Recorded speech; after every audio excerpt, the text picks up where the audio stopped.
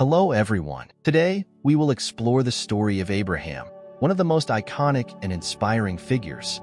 Abraham, originally called Abram, lived in Ur of the Chaldeans, a place very different from anything we know today. Get ready to immerse yourself in a story full of twists and discoveries.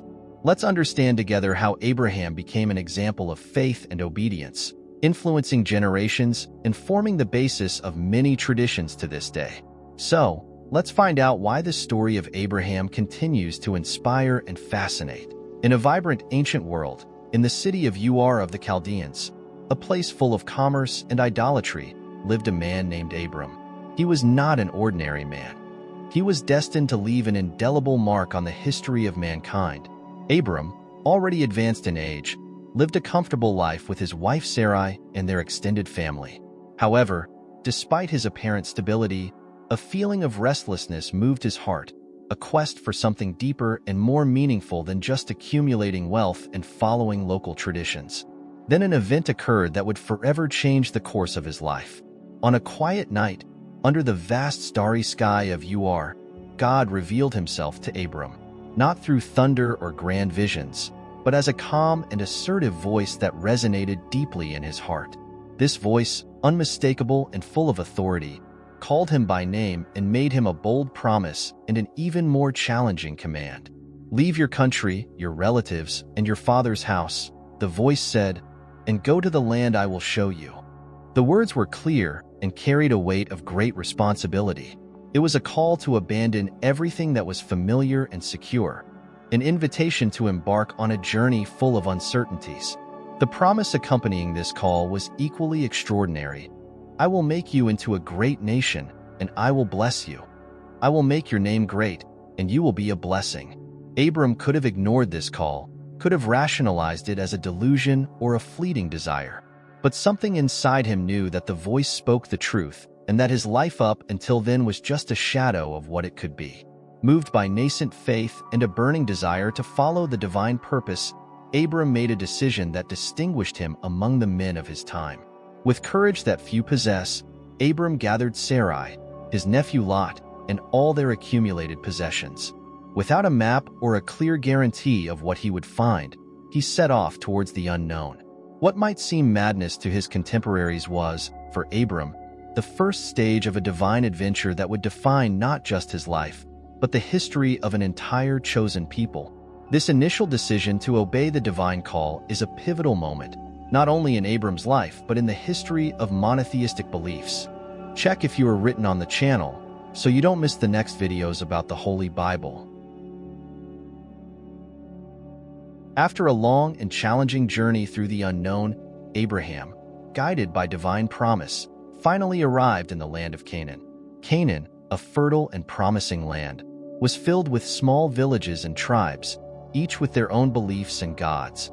The sun shone over verdant valleys and gentle hills, a stark contrast to the arid desert they had crossed.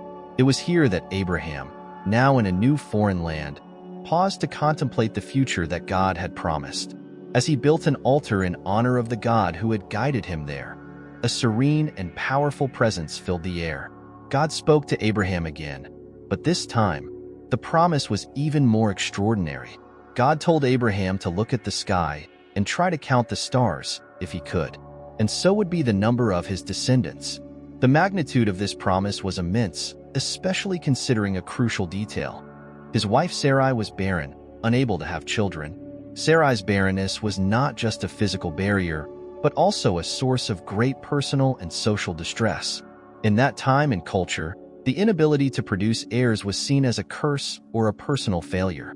For Abraham, the promise of countless descendants not only tested his faith, but also challenged the most basic physical realities known to man. However, faced with this divine promise, Abraham chose to believe. It was not a blind faith, but a faith built through the experience of following God to a foreign land and seeing that promise partially fulfilled. Abraham knew that God's promises were not limited by human circumstances. He looked at Sarai, his loyal and loving companion, and saw not just a woman marked by barrenness, but a future mother of nations. This promise from God was not just about the physical multiplication of his descendants. but also about the influence and impact they would have on the world.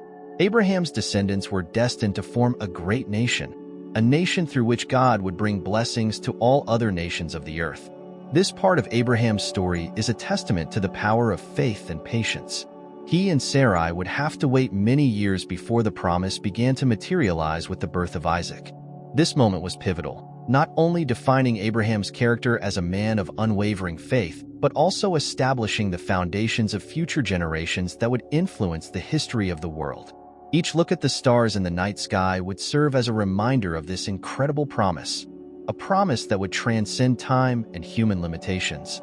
In the land of Canaan, where the hills meet the vast blue sky, a new chapter in Abram's life was unfolding. The land around him was filled with promises and possibilities. It was in this setting that God came to Abram once again with a solemn declaration and a promise that would solidify his place in history as the patriarch of many generations. God told Abram that not only would he have countless descendants, but the land on which he now stood would be his inheritance and that of his descendants forever. This was not just a simple promise of earthly property, but an eternal covenant, indicating that God's presence and blessing would be with his lineage through all generations. The land of Canaan, then inhabited by various tribes and nations, was destined to become the cradle of a nation that would serve as a beacon of faith and devotion to the one God. To seal this covenant, God instituted a physical sign that all men in his family should follow: circumcision. This act, more than a mere formality, was a profound symbol of faith and submission to God's will. It was a constant reminder of God's covenant with Abram, a visible commitment that would distinguish his people from all other peoples of the earth. Abram, despite his advanced age, readily accepted this mandate, demonstrating a faith that few could comprehend. He and all the men in his household underwent circumcision. This act of faith was a powerful testimony to all those who observed, both allies and strangers, that Abram was unwaveringly committed to his God. Circumcision also symbolized a break with the past. Just as the skin was removed, symbolically Abram was leaving behind the practices and gods of Ur of the Chaldeans. He was dedicating himself completely to following the God who promised to make him a great nation. This moment of covenant is one of the most significant in the Bible, as it not only defined the course of Abram's life, but also established a standard of faith and obedience that would be a model for future generations. Through this act, Abram not only received a promise but also took on a tremendous responsibility: the fathering of a nation that would carry the torch of divine truth in a world often plunged into darkness and uncertainty. The story of the covenant between God and Abram teaches us about the power of divine promises and how our response to these promises can shape not only our lives but also the course of history. The lands of Canaan, which once seemed promising and fertile under the bright sun, were now ravaged by an unrelenting drought. The fields that should have been green and plentiful were dry, and the water wells diminished with each passing day. Abraham, who had followed their obeying the voice of God, found himself facing a new and difficult trial. The famine became severe, so intense that the survival of his family and all who depended on him was at risk. Faced with this calamity, Abraham made the decision to go down to Egypt, known for its grain reserves, and the Nile, which kept its lands fertile even in times of scarcity. Egypt shone as a beacon of hope amid the vastness of the desert. However, Abraham was aware of the dangers this journey implied, especially due to the remarkable beauty of his wife, Sarai. He knew that the greed of men, especially the powerful, could put them in great danger. In a moment of human fear and despair, Abraham asked Sarai to say she was his sister, not his wife. He believed that this lie could protect his life, for if the Egyptians knew she was his wife, they might kill him to possess her. Sarai agreed, trusting in Abraham's wisdom and care, even knowing the risks involved. As Abraham had feared, Sarai's beauty did not go unnoticed. Quickly, news of her appearance reached the pharaoh's palace. Impressed by the reports, the pharaoh ordered Sarai to be brought to the palace, treating her with great honor, believing she was Abraham's sister. In exchange, Abraham was treated well, receiving sheep, cattle, and servants, a sign of respect and alliance in ancient Egypt. However, this deviation from the truth did not go unnoticed by the eyes of God. In response to the injustice done to Abraham and Sarai, God sent severe plagues upon the Pharaoh's house. These plagues were a clear sign that something was wrong, and soon the Pharaoh realized that the cause of his problems was related to the woman he had taken into his palace. Confronted with these devastating events, the Pharaoh summoned Abraham and questioned why he had lied, putting all of Egypt in danger.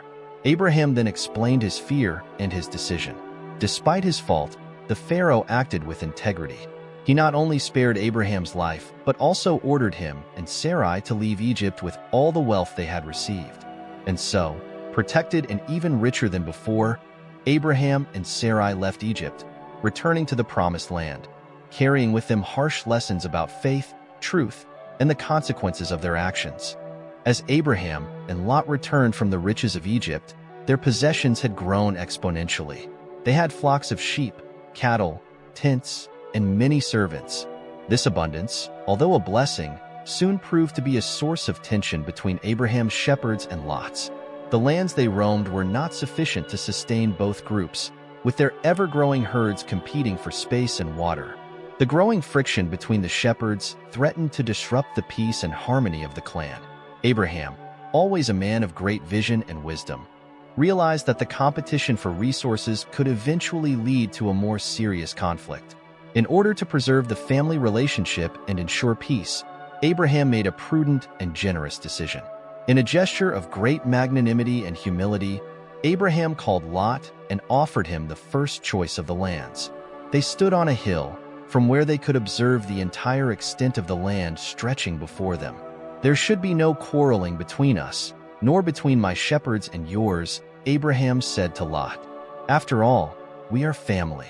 Look around and choose any part of the land you desire. If you go to the left, I will go to the right. If you choose the right, I will go to the left." Lot carefully looked at the plains of Jordan. They were lush and well-watered lands, almost like a garden, comparable to Eden itself, or the rich lands of Egypt they had left behind. Drawn by the beauty and promise of prosperity of these plains, Lot chose Sodom as his new home, despite the rumors that were already circulating about the corruption and wickedness of its inhabitants.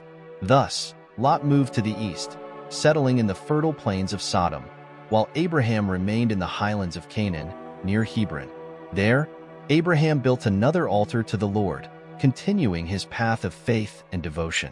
The separation of Lot and Abraham was not just a division of lands and properties, but also a watershed in their spiritual journeys.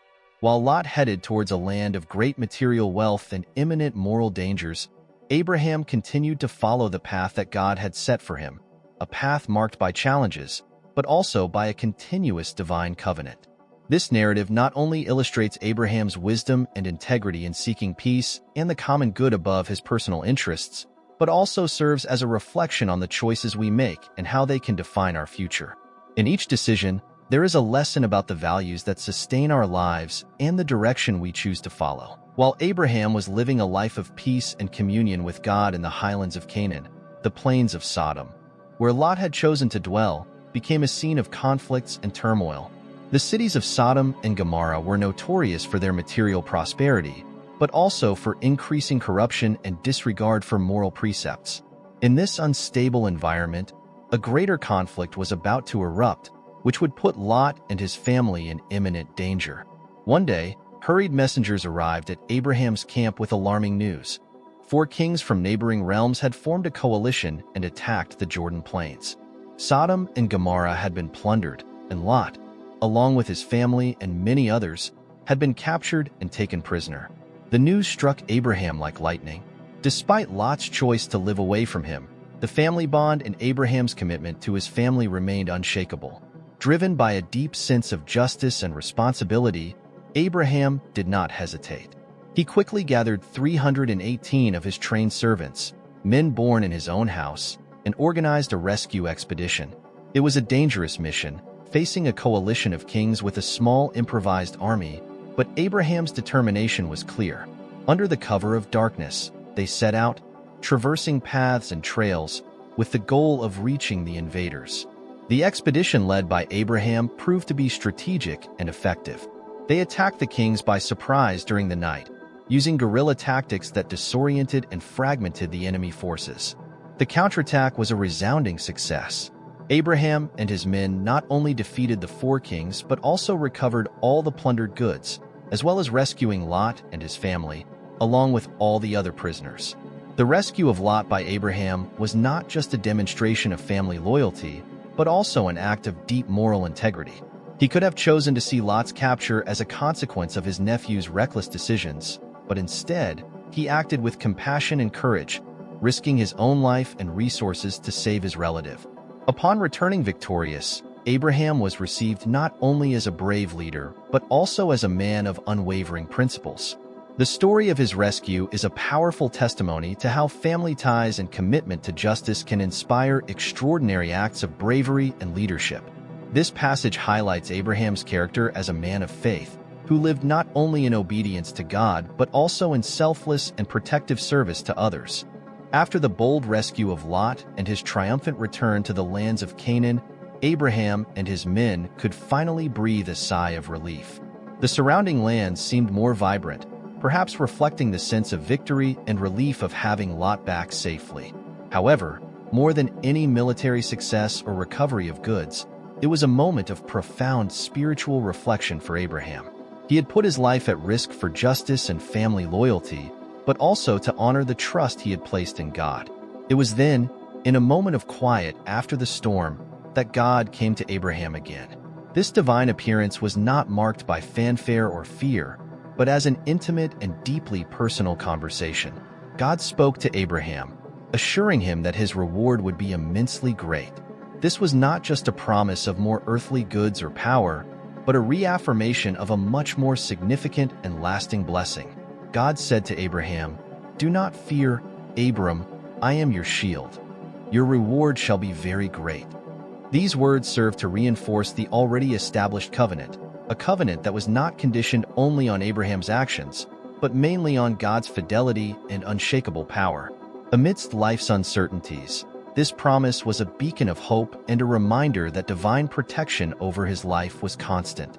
Abraham, moved by deep reverence and gratitude, brought forth a question weighing on his heart. He asked God how he could be sure that he would truly inherit this promise, especially considering that he and Sarai still had no children. In response, God led Abraham out of his tent on a clear, starry night and asked him to try to count the stars in the sky, if he could. "So shall your offspring be," declared God. This interaction strengthened Abraham's faith in ways simple words could not describe. The act of looking at the stars and hearing God's promise turned an already strong faith into something tangible and visceral. Abraham believed in God, and it was credited to him as righteousness. The renewal of this promise was not just a repetition of a previous blessing, but an expansion and reaffirmation that would extend beyond generations. Abraham's ability to trust in God, even when circumstances seemed unfavorable, offers a powerful lesson about the nature of true faith. It is seen not only in moments of crisis, but also in quietness, when we turn to God for assurances and find hope reflected in the infinite. In the life of Abraham and Sarai, time passed without the fulfillment of the promise of an heir. Sarai, in particular, bore the burden of sterility not just as a personal concern, but as an apparently insurmountable barrier to the realization of the divine promise of a progeny as numerous as the stars. Impatient and restless with the delay, Sarai considered a solution that was common in those times, but which would bring complex consequences for the family. Sarai had an Egyptian servant named Hagar, who had likely come with them from Egypt. In a gesture of desperation and also of hope, Sarai suggested to Abraham that he take Hagar as a second wife, so that through her he could finally have a child. This decision, although difficult, reflected Sarai's anguish in fulfilling her role in the divine covenant, and also an attempt to hasten God's plan according to her own understanding. Abraham consented to Sarai's request, and Hagar conceived quickly. However, what seemed to be a simple solution to a complex problem soon turned into a source of tension. With the pregnancy, relations between Sarai and Hagar became strained. Hagar, feeling empowered by her ability to conceive, began to despise her mistress, who was still sterile. Sarai, in turn, distressed and embittered by Hagar's change of attitude, treated her harshly. These domestic conflicts culminated in the birth of Ishmael, Abraham was 86 years old when Ishmael was born, and despite the joy that any birth brings, the arrival of Ishmael was tinged with emotional complexity. He was indeed Abraham's son, but not the son of the promise made by God. Ishmael represented both the fulfillment of a desire for descendants and the reminder of a human attempt to intervene in a divine plan, a reminder of the difficulties that arise when patience fails in the face of promise. The birth of Ishmael is a pivotal point in the history of Abraham and Sarai, revealing human frailties and the complications that arise when we try to surpass the timing and methods of God. The story of Ishmael sets the stage for future events that would further test the faith of Abraham and Sarai and shape the character of their family for generations to come. The faith journey of Abraham and Sarah had been long and filled with challenges. After years of waiting, moments of doubt, and attempts to hasten God's plan on their own, the couple now faced the reality of advancing age, which made the promise of an heir seemingly impossible in human eyes. Yet, amidst these impossibilities, God's promise that Sarah would bear a son remained steadfast. It was on a quiet afternoon in Mamre, while they were living their daily lives in the tent they had set up, that God came to Abraham again in the form of 3 visitors. These visitors were not ordinary. They were divine messengers in disguise. They reiterated the promise God had made. Sarah, now well advanced in years, would have a son. Hearing this from the entrance of the tent, Sarah laughed to herself, incredulous at the idea of, at her age, experiencing the joys of motherhood and youth. However, her laughter of disbelief would soon turn into one of joy and fulfillment. God, through the visitors, questioned Sarah's laughter, reminding them that nothing is impossible for God. The words were a reaffirmation not only of power but also of God's fidelity and love for those he calls. Sarah's laughter, which initially stemmed from doubt, transformed into deep reflection on the nature of God's promises. Months passed, and the divine promise drew ever closer to its fulfillment. Sarah, against all human odds, found herself carrying new life within her. And then, in the time appointed by God, she gave birth to Isaac, whose name means he laughs. Isaac's birth was a moment of unspeakable joy and wonder. He was not just a son. He was the embodiment of God's faithfulness, a tangible sign that God's promises are true and reliable. Abraham, at 100 years old, and Sarah, at 90, experienced the miracle of new life and parenthood. Isaac grew not only under the watchful eyes of his elderly parents, but also under the promise that he would be the bearer of the blessings and covenant that God had made with Abraham.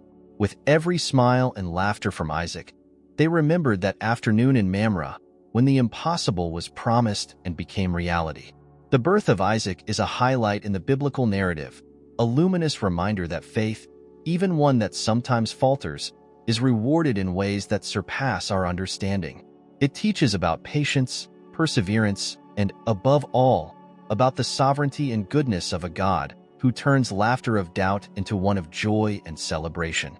After the birth of Isaac, Abraham's home was filled with joy and laughter, but also with growing tensions that would soon surface in a disturbing manner. Isaac grew under the loving gazes of his parents, Abraham and Sarah, but his presence also reignited old rivalries within the family, particularly related to Ishmael, the son Abraham had with Hagar, Sarah's Egyptian servant. Ishmael was older than Isaac and had been, until Isaac's birth, the sole child and heir of Abraham. However, with Isaac's arrival, the circumstances dramatically changed. During a feast to celebrate the weaning of Isaac, a significant event in a child's life at that time, Sarah saw Ishmael mocking or playing with Isaac. What might seem like an innocent interaction between siblings was seen by Sarah as a threat to Isaac's future as the bearer of God's covenant. Driven by a protective instinct and perhaps accumulated resentments, Sarah confronted Abraham with a painful demand. Hagar and Ishmael must be expelled from their home. She wanted to ensure there would be no dispute over the inheritance or who would carry the divine promise. Sarah's demand devastated Abraham, as Ishmael was also his son, whom he deeply loved. In a situation filled with deep emotional and familial implications, God intervened. He told Abraham not to be distressed because of the boy and the servant. God assured Abraham that his covenant would be established with Isaac, but he also made a significant promise regarding Ishmael, I will also make a nation of him because he is your offspring. This divine assurance was crucial, allowing Abraham to fulfill Sarah's request with confidence that Ishmael would not be left to his fate, but would also have a great destiny. The following morning, Abraham rose early, prepared provisions and water, and gave them to Hagar. He sent them off into the wilderness, a gesture that must have been one of the most difficult moments of his life. Hagar and Ishmael departed, alone and uncertain about the future, but under divine protection and promise. In the wilderness of Beersheba, when the water Abraham had given ran out, and Hagar, in despair, believed her son would die, God once again intervened. He opened Hagar's eyes to see a well of water, saving both their lives and reiterating his promise to Abraham. Ishmael, indeed, would become a great nation. This episode of the expulsion of Hagar and Ishmael highlights deeply human themes of family conflict, child protection, and the painful decisions that sometimes must be made for the greater good. It also reveals God's ongoing care, which, even in separations and moments of crisis, maintains his promises and provides pathways of redemption and hope. The story of the sacrifice of Isaac is undoubtedly one of the most dramatic and emotionally intense narratives in the entire biblical story. This episode highlights not just Abraham's profound faith and obedience, but also God's sovereignty and mercy in deeply meaningful ways. After years of promises and finally receiving his son Isaac, Abraham faces what would be the ultimate test of his faith. God, in a communication that defies all human understanding, asks Abraham to offer his son Isaac as a sacrifice. This request was not just a test of faith. It was a challenge to Abraham's heart, his love, and the promise that Isaac would be the bearer of a lineage as numerous as the stars. With a heavy heart but steadfast in his trust in God, Abraham prepares to obey. He rises early in the morning, cuts the wood for the burnt offering, and together with his son Isaac, sets off toward the place God had indicated.